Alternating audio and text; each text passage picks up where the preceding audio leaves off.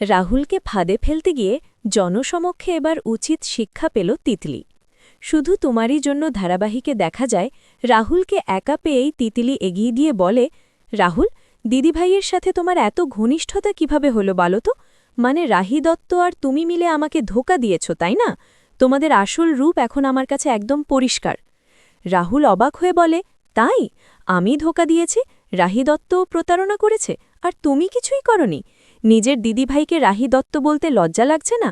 লজ্জা লাগবেই বা কি করে? তোমার তো লজ্জা ঘেন্না বলে কিছু নেই, থাকলে এখানে এসে এসব কথা মুখে আনতে না। তিতলি বলে, আসলে তুমি রাহি দত্তের প্রেমে মজে গেছ, তাই এসব বলছ। নিজের স্বার্থ হাসিলের জন্যই রাহি তোমাকে বিয়ে করেছে। তোমরা দুজনে মিলেই ফাঁদ পেতে এসব করেছ। রাহুল শান্তভাবে বলে, তোমার দিদিভাইকে তুমি এখনও চিনতে পারোনি। রাহিকে আমি যতটুকু বুঝেছি তার শিকি ভাগও তুমি বোঝনি। রাহি তোমার মতো নয়, সে প্রতারণা করার মেয়ে না। রাহুল যতই রাহির প্রশংসা করে তিতলির ভেতরে ততই আগুন জ্বলে। অন্যদিকে দেখা যায় কিছু বখাটে বদমাশ রাহুলের বোনকে উত্ত্যক্ত করছে, এমনকি গায়ে হাত দিতেও উদ্যত হয়। তখন রাহি ঝাঁপিয়ে পড়ে এবং সেই বদমাশগুলোকে ভালো মতো মার দেয়। তবে মারামারির এক পর্যায়ে একজন বদমাশ ছুরি দিয়ে রাহির হাতে আঘাত করে। মিমু দৌড়ে গিয়ে রাহুলকে সব জানায়। রাহুল রাহি রাহি বলে চিৎকার করতে করতে ঘটনাস্থলে এসে পড়ে এবং বদমাশগুলোকে পিটিয়ে ধরাশায়ী করে।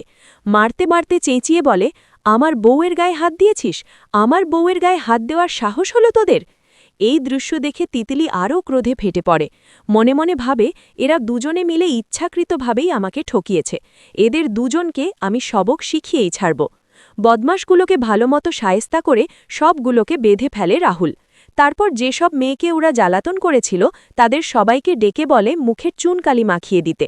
রাহি রাহুলের বোনের হাতে জুতো তুলে দেয় আর বলে, মারো। রাহুলের বোন তখন সেই বদমাশগুলোকে জুতো দিয়ে বেদম পেটাতে থাকে।